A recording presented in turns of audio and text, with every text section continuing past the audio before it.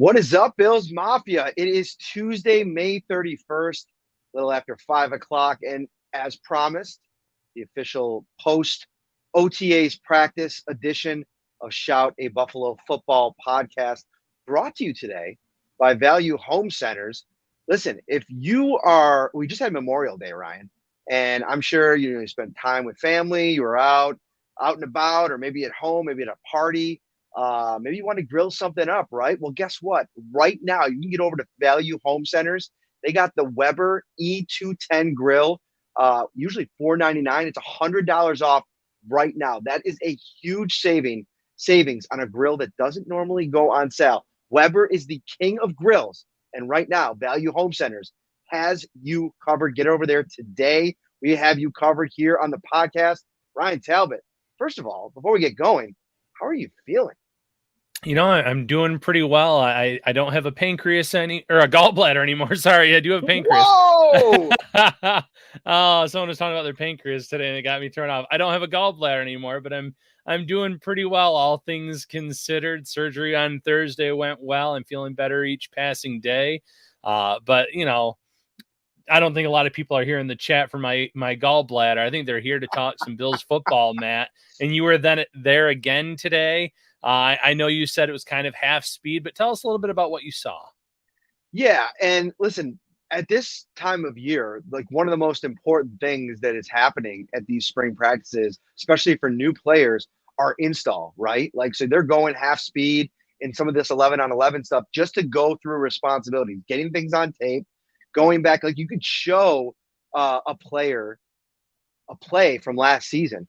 Let's take, for example, Roger Saffold, right? Veteran, of course, but you could show him a play last season from John Feliciano or Ryan Bates, but it's a little bit different when you're discussing it in the meeting rooms after you just did it out on the practice field and you went through the drill. And so that was one of the big things for me. A couple of veterans showing up today, DaQuan Jones, Roger Saffold on both sides of the line. They were both there today, which I thought was interesting. I thought that we might get to the end of OTAs and some of these veterans that have been out so far, Jordan Poyer, Micah Hyde, the two who continue to be out, probably out the whole time. But they get back week 2, get things dialed up. And we got a chance to talk to Mitch Morse after practice today. He talked a lot about Ken Dorsey and that whole role. We're going to get a lot into Ken Dorsey over the course of the show. But he said one of the cool things about the new look of the offensive line is, he's really excited about Aaron Kromer, brings a whole new dimension to that offensive line room, a lot of energy, a lot of juice. But he said, I'm used to this being a business. I'm going to miss guys that are gone, John Feliciano, Darrell Williams. But when you can look to your left and see a guy like Roger Saffold, 12 years, 157 starts, and know the kind of knowledge that he has, even for a veteran like Mitch Morse, I think that that's valuable. When you're out there on the battlefield there a little bit and you're going to war against another team, it's cool to know that you got somebody over there that has been through all the wars in this league. And I think Roger Saffold showing up is another – it probably brought a smile to Sean McDermott's face. We didn't get a chance to talk to him today, and I didn't include it in my notebook today just because we didn't get a chance to talk to him or anybody about him, so I didn't want to go too deep into it. But Luke Kuechly, again, back out at Bill's practice. He's making this a little bit of a habit. Wouldn't be surprising to me at some point if we see Luke Kuechly eventually join the coaching staff of the Bills or become a coach somewhere in the NFL. But I think that's probably where I'd start with the who was there and who wasn't. And I'm sure you've read my story by now, Ryan. People weren't there today. Yeah, let's real quick. I just want to talk about Roger Saffold, and you mentioned how cool that must be for Mitch Morse from a player perspective, having a veteran with that much experience. It's got to be really good from a communication standpoint too, because if things don't go well at some point in a game this season, Morse, who is a wealth of knowledge on his own, can turn to a guy like Roger Saffold and say, well, what are you seeing? What are they doing that's preventing us from doing this, that, or the other? So I think that's another talking point there when it comes to guys like DaQuan Jones and on the defensive side, and then Roger Saffold on the offensive side. You're bringing in players with a lot of experience on both sides of the ball this offseason. Von Miller, list goes on. Jamison Crowder. Guys that some of these younger players can lean on, but also some of the veterans can also talk to and can kind of compare notes, so to speak.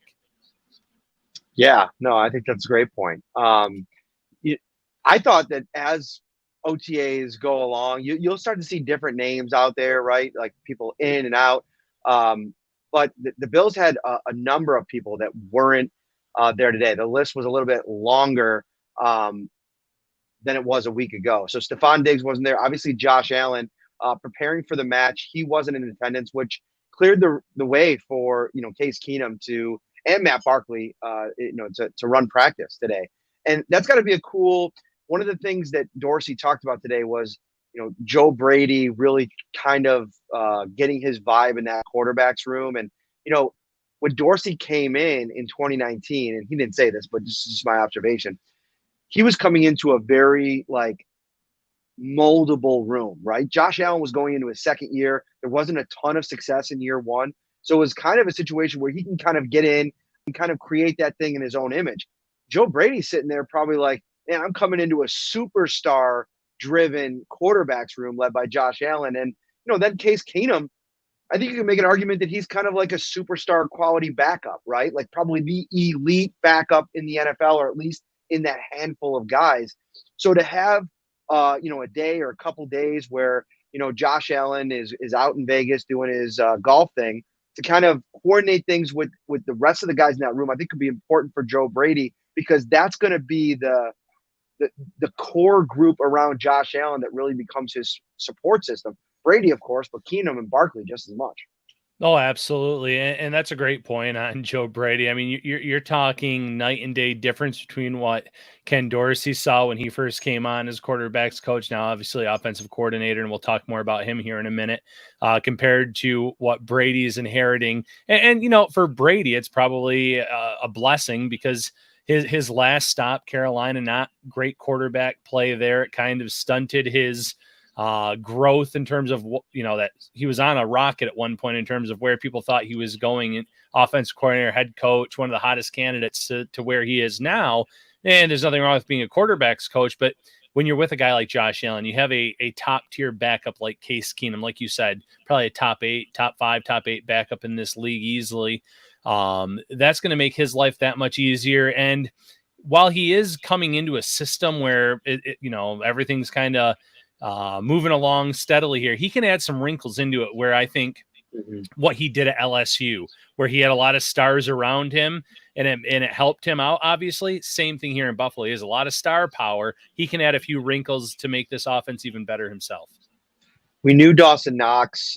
He's been dealing with an injury. He missed practice last week. He was not out there today. It's hard to say. We don't get a chance to talk to Sean McDermott, so I don't know if he wasn't out there and inside the building doing some work. He wasn't out there on offense. Spencer Brown also dealing with something in practice last week. He wasn't out there again this week. And then an additional name to add to the offensive pile, Ryan, Cody Ford was not there today. You wonder, a guy that's really fighting for a job here, and I know that this is voluntary, but it would be surprising to me if he wasn't there because he just chose not to be. I wonder if something maybe, is dinged up a little bit there. And then on the offensive side, but again, we don't know. So the next time we get a chance to talk to a coach, we'll be able to kind of clarify that for you guys. Probably mandatory minicamp is the first time we'll get Sean McDermott next. Khalil Shakir was working off to the side today. And I just realized I didn't put this in my article. I gotta add that as a little bullet in the absent part. We're rushing around here, Ryan. We got to get to the podcast. I'm thinking back. All right, did I include everything out of the notebook? And I missed one thing. And this is a big piece.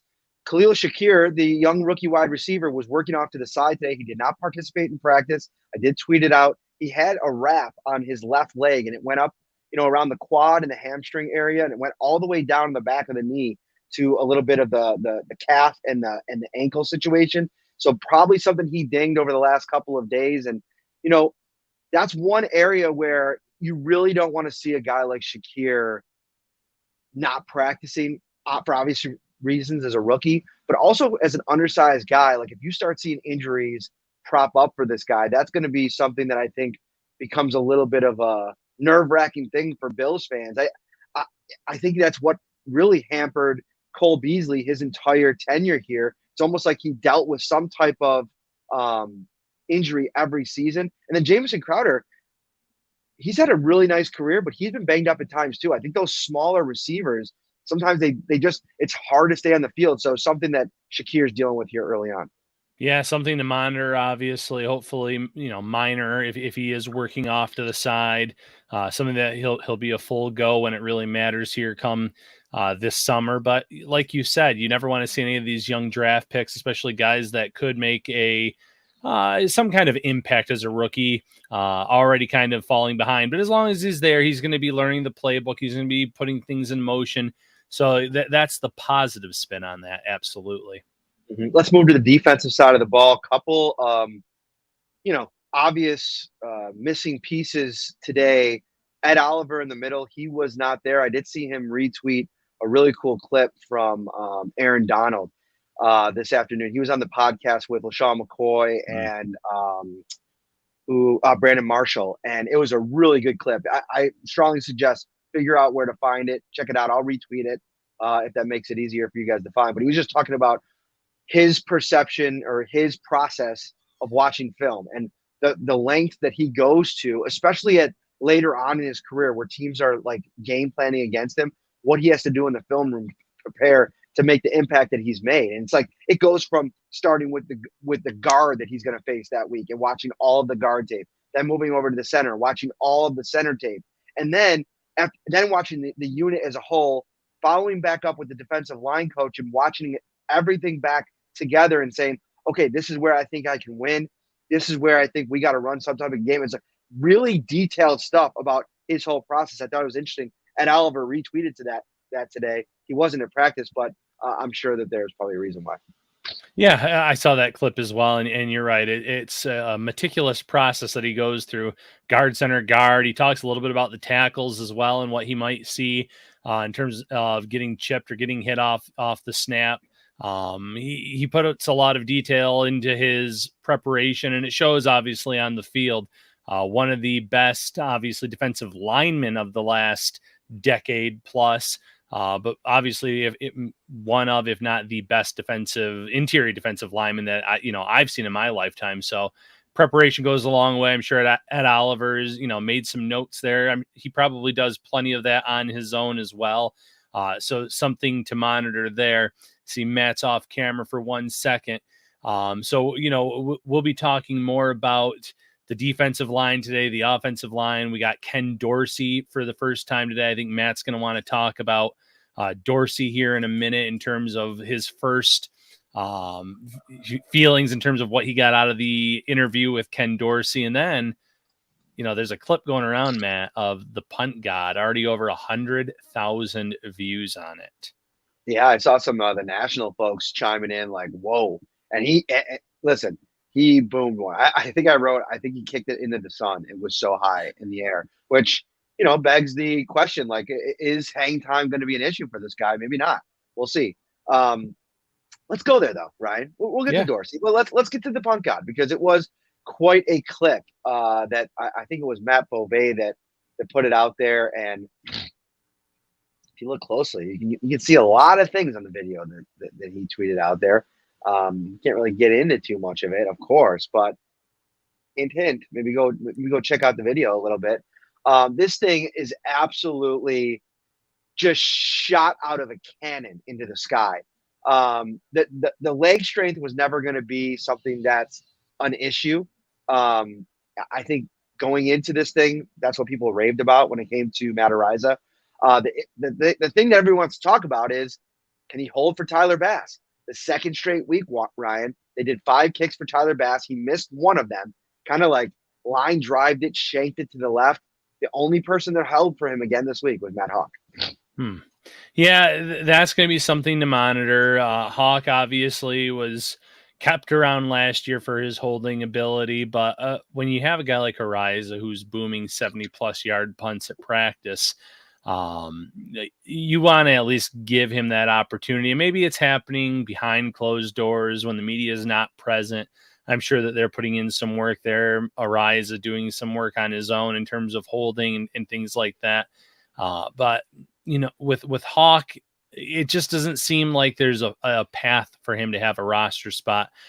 Even though he is such a good holder, so to speak, for Tyler Bass, it's just not worth it with a Super Bowl quality roster. Every spot is precious. So as long as Ariza shows any capability of doing that, you got to ride with those young guys. You already know that Tyler Bass is very good at what he does. He'll adjust to maybe the differences that might come up with Matt Ariza, but Ariza, for his leg, his punting ability, the fact that they drafted him for a reason, there's no doubt in my mind that come September, he will be the holder. He just needs to start getting some reps, in front of the media, and sooner rather than later, in my opinion. Mm-hmm. We transition now a little bit to Ken Dorsey, because there's a lot to get into with some of the questions that he answered today. And of course, this was the first time, Ryan, that we really had a chance to talk to Ken Dorsey. He wasn't made available after the Bills promoted him a few months ago. But we got to talk to him today. And, my first observation, if you will, of Ken Dorsey is how comfortable he feels in his skin as the new offensive coordinator. He was real, but he was also honest. And he was like, listen, I'm still kind of feeling this thing out. He had a great quote. He brought up the Talladega Nights Ricky Bobby quote, where I don't really know what to do with my hands. And he said he feels like that sometimes walking around now after being the quarterback's coach for not only 3 years here, but multiple years in Carolina. Now being a guy that has to kind of go around and steer the entire ship of the offense. It's a new dynamic. It's going to take getting used to. Yeah, and that goes in all aspects, and we'll talk about it here in a minute. But he was asked today about being on the field versus being in the booth. These are things that he has to kind of work through, going from drill to drill, taking on those extra responsibilities now that he's offensive coordinator. And there's no doubt he'll be successful in that role and be able to take on those new roles. But it is a learning process. It's just like anything else. When you get a promotion, when you get a new job, there's some learning that goes along with it, learning on the fly, so to speak. And, I'll let you get into it a little bit as well here, but in the booth versus on the field, it's an interesting conversation because when you're on the field, it's nice to be right there with your quarterback after a drive or with your offense and talk things out, be there face to face with them. But I think what Brian Daboll saw over time is, man, when you're up in the booth, you see a lot of things live in terms of what defenses are doing, how they're disguising things pre-snap or what they're doing right at the snap. And you can call that down and get some things changed on the fly. So whether or not that's the same thing that Dorsey ends up doing, time will tell. But there's certainly pros and cons to each approach. So that's, obviously something that they're going to work out over the next couple of months for Dorsey. And he was quick to say that Sean McDermott's been great about, the practice setting during the spring here, letting him kind of work through some things in terms of calling plays when they go up tempo, do some team drills.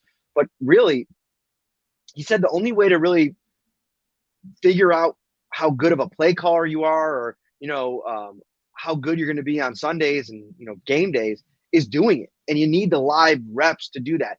He said he's been doing a lot of things to prepare in the meantime. So that comes with, running through, his own game scripts, dialing up like a collection of film snippets, running plays, running up scenarios, having other coaches come in, kind of set the scene a little bit, and then him having to kind of dial up the play, call the play, get it in, and kind of go through the motions that way. There's a lot of different ways that coordinators practice, if you will, run through the dress rehearsal. You have to do that. Even, I'm sure, Brian Daboll would tell you the same thing. Even as he, got to a comfortable place in calling plays, it's something you got to kind of, rehearse over and over and over again, so you're ready for all these different situations. And one of the things that I brought up on a radio show earlier today is, I'm curious how a potential learning curve for Ken Dorsey as a play caller could potentially impact this offense at all. And I'm not necessarily saying it's going to be a bad thing or painting a picture like they're to expect one. But I think for a guy that's never done it before, there's only so many ways that you can, prepare for it. And we saw so many times last year where, Ryan, like little things in the game, like, Ryan Daboll not going away from the run soon enough, or leaning too heavily on the pass over the course of his career. I mean, we've seen quarters where they've just thrown the ball and, not adjusting quick enough. Like those adjustments are going to have to be made. And this is a guy that's coming into this role that's very raw in that role. And he is. One thing, and it's not fair to Brian Dable, but one thing that I think Dorsey might even be able to lean on is his former experience as a quarterback. But obviously both in college, but also in the NFL. He had some starting experience. He started a few games in his career. He was a backup for quite a few years. When you're on the field as a quarterback, you have to make adjustments on the fly. Now he's going to take on a similar role as offensive coordinator, and it's going to be up to him to be able to make those adjustments and notice, well, hey, listen, they're playing really light up front against us. I think there's a lot of yards there for Devin Singletary or James Cook, someone we can talk about here in a few minutes. Or if they see heavy blitzing, we got to opt out to something play X, Y, or Z. Little things like that, you're right. You get better at it by doing it, by being in those scenarios. But for now, all you can do is kind of mock it up. Maybe you go back and look at tape from last year in games and, okay, here's what, Brian called or what maybe he had a hand in calling as well. What could we have done differently? What should we have done differently based on what the defense was giving us or what they were doing? It's little things like that I'm really interested in watching over the course of this season and the next few seasons, obviously, in Ken Dorsey's, I don't want to say improvement, but his growth as an offensive coordinator. Mm-hmm. Part of that growth is going to be opening up your ears to the experience that's in that locker room right now. I mean, you bring in Aaron Cromer, you bring in Joe Brady, two guys that have been offensive play callers in this league, offensive coordinators.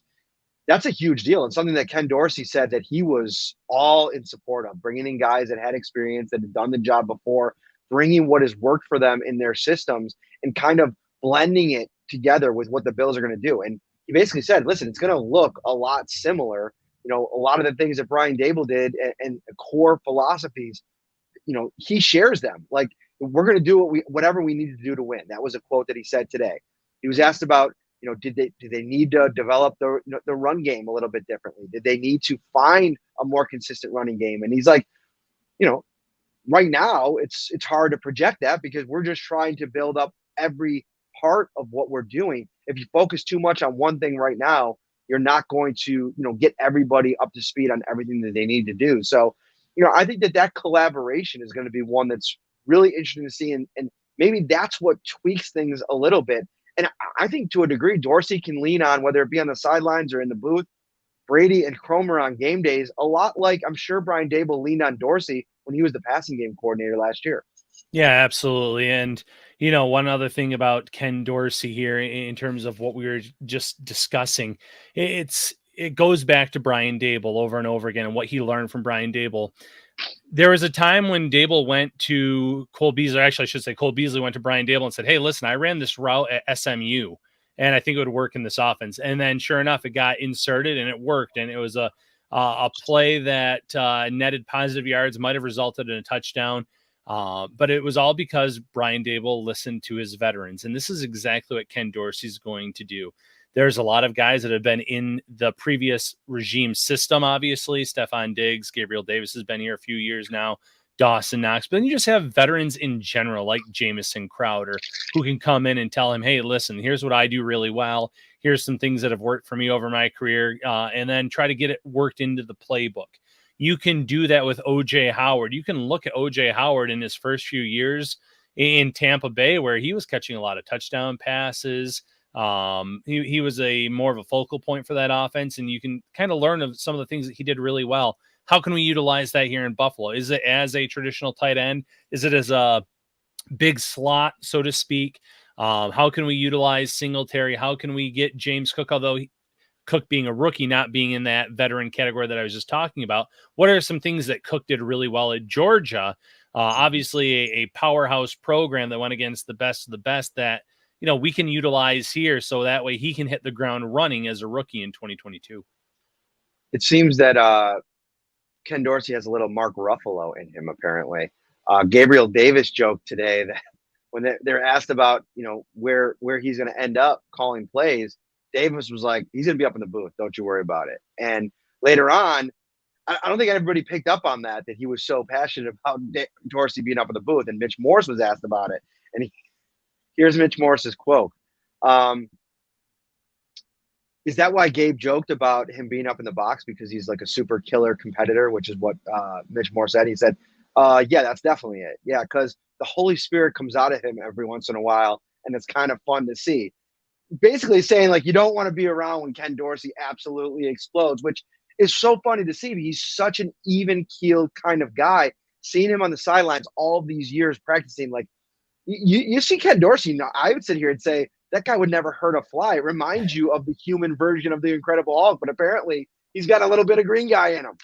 I'm not surprised. Again, go back to his college days, Matt. He's probably one of the best college quarterbacks of all time. You have to have that fiery competitor inside of you, get everyone riled up on the sidelines. And now that's going to transition over to him as a coach, as an offensive coordinator as well. And because he was a quarterback's coach, it was probably behind closed doors these past few seasons. But now that he's the offensive coordinator, I think if he's on the field, you're going to see it on the sidelines. If it's in the booth, you might get some clips of him up there showing some of that passion. And obviously, when you meet with the coordinators every week post game and things like that, he might be a little more fired up in those meetings as well about certain things. So I'm interested to see him, the Hulk version, so to speak, of Ken Dorsey.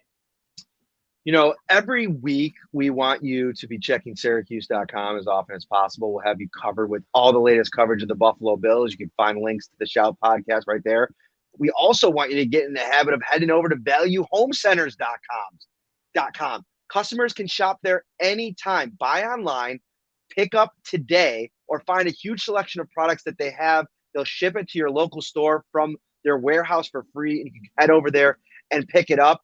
Listen, they got tons of programs going on over at Value. Check this one out. Text VALUE, VALU, to 80692. You'll join their text program. You receive an immediate $10 off a $40 purchase coupon. Plus, you'll be the first to know about new promotions, deals, and new products. Value Home Centers, place to be. All right, Ryan, where do you want to go next here? Take me there. Let's go James Cook. Obviously the rookie class is always a topic of conversation.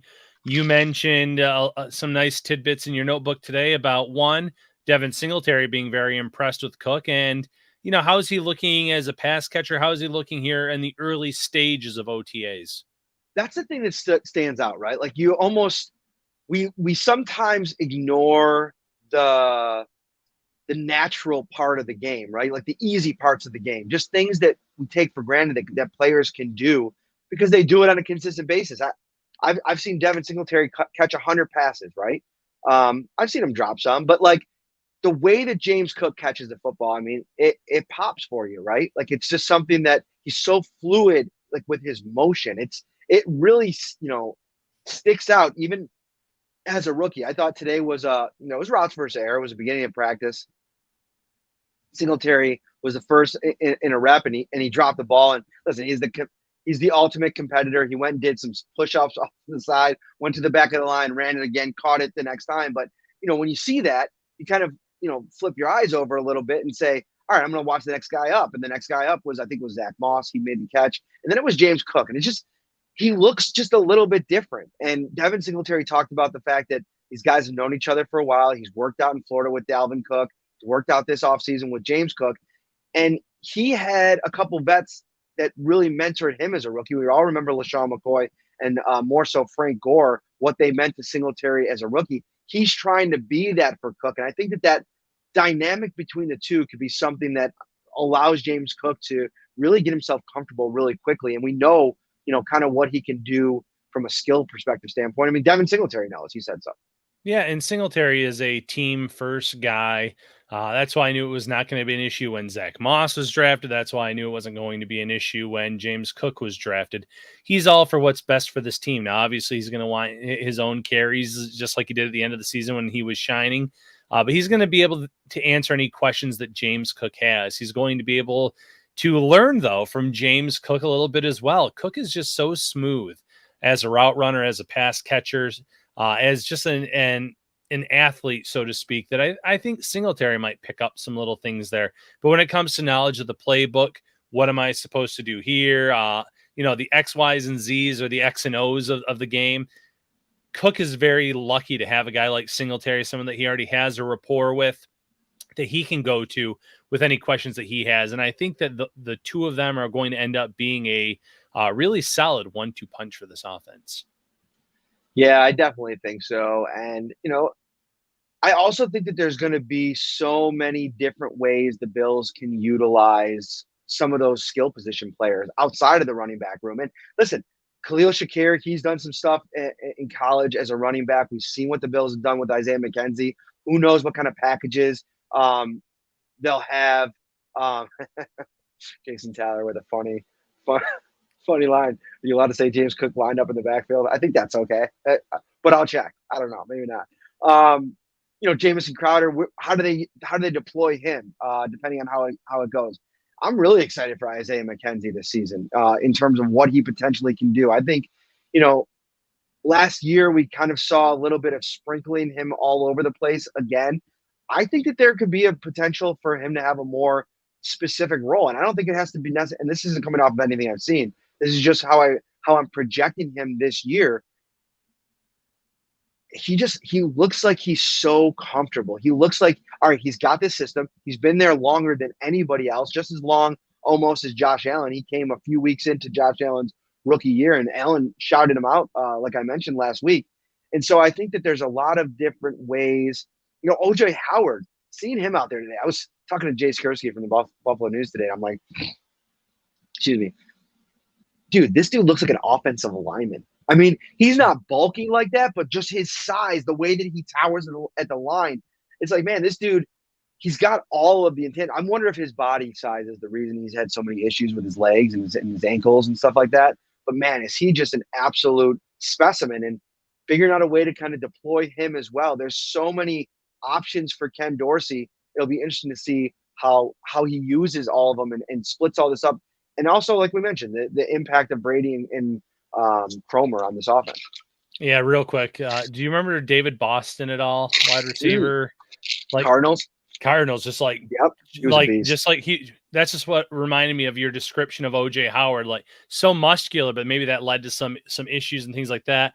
The hulking frame, but hopefully here in Buffalo, he can get a fresh start. He can show what he can do because the talent is all there. All the intangibles are there. There's no reason that he can't shine. Isaiah McKenzie, I was dead wrong on McKenzie. I would have bet, Matt, after the end of the season that he was as good as gone.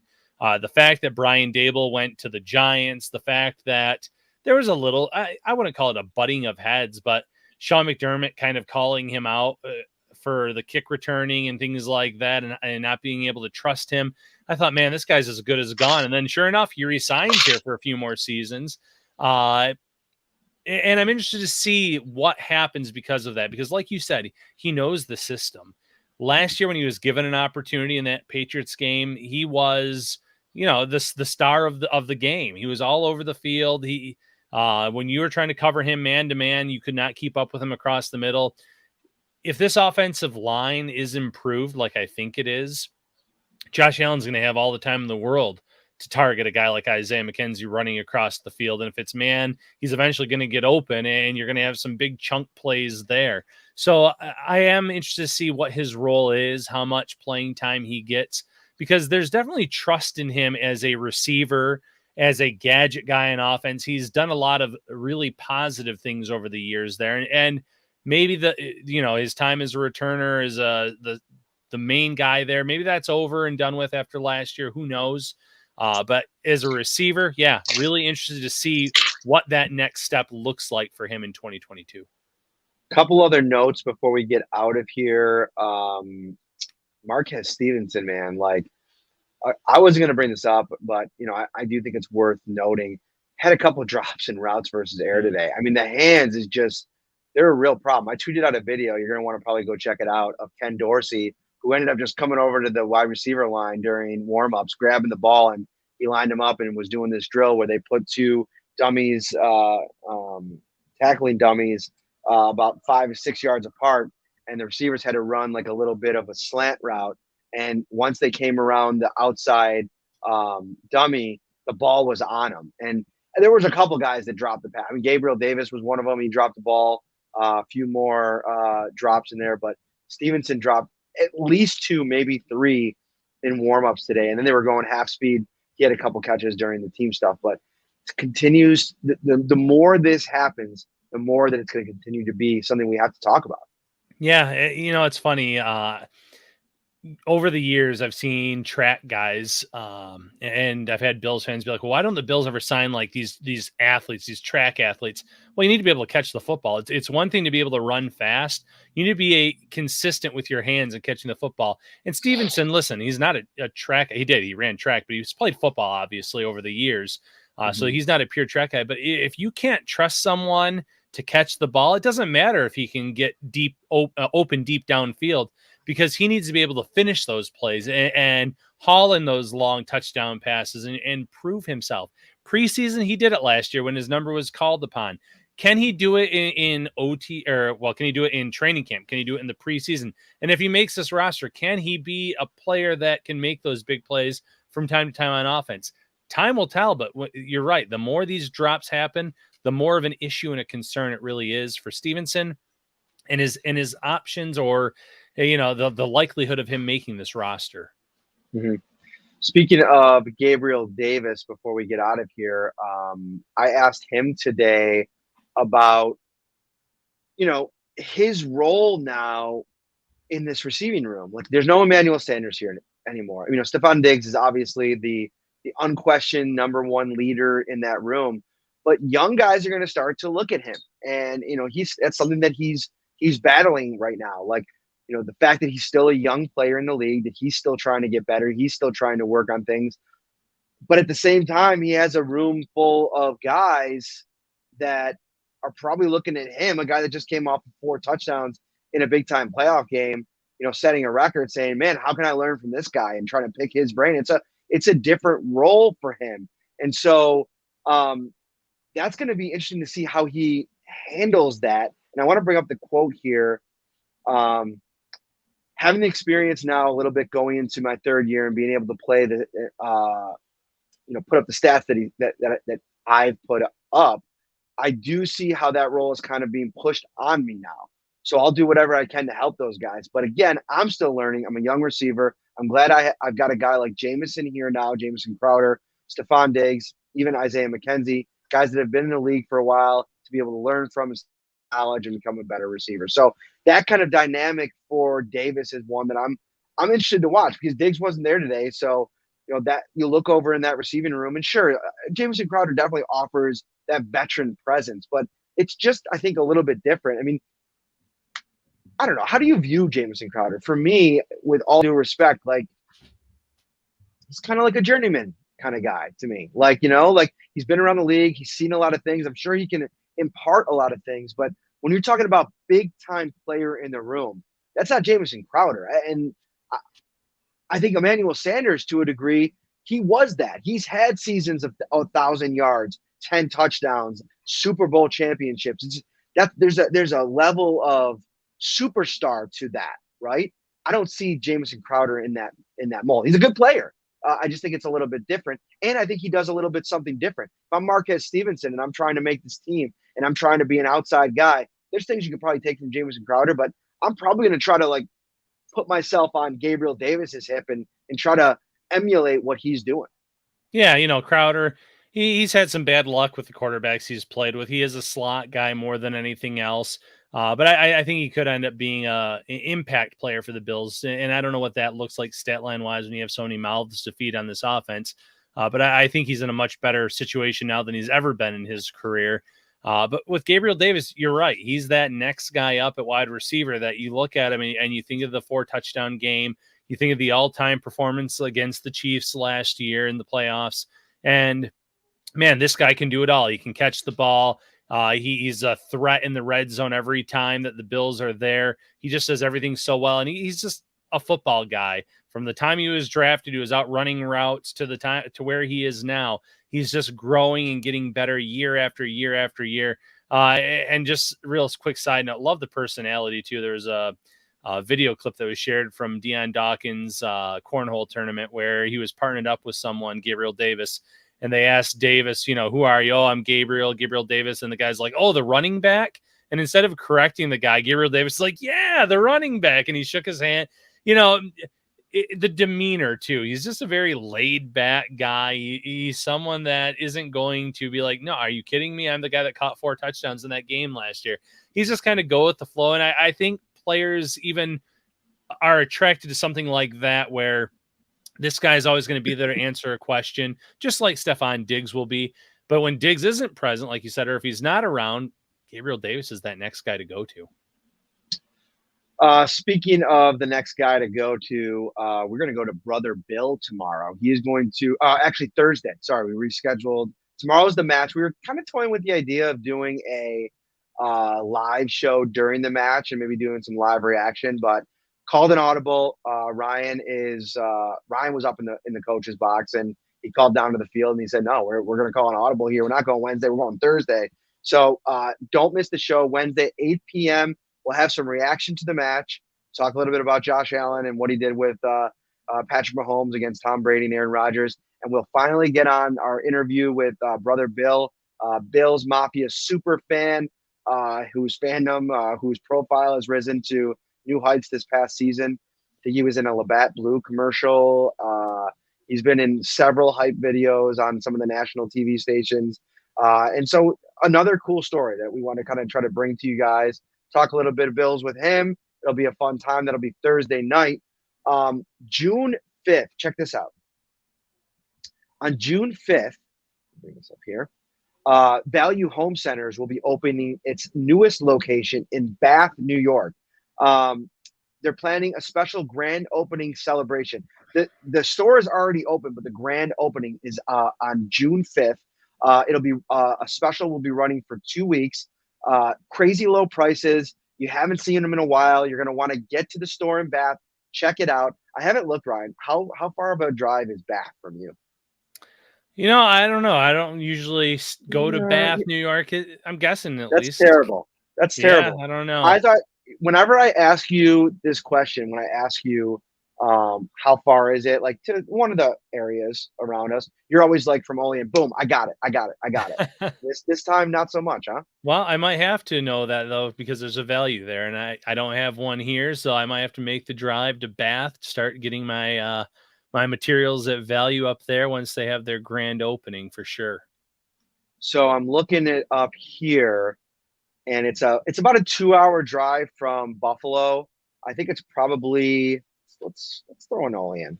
I'll give you the drive right now, Ryan. I think it's a little shorter. Hour straight shot. Boom. Right up 86. Take you right to Bath, New York. Get the Value Home Center. Get your deals on. Get yourself stocked up. They're going to be running specials for the next 2 weeks. Coming up here on June 5th. That's when it begins. Don't miss out. It's great to have Value aboard. Bath is only a tub's throw away from me. All right, that's it. I'm cutting you off there. For Ryan Talbot, I'm Matt Parrino. We'll be back on Thursday. Special, another edition of Shout. Hope you all have a great week. Take care.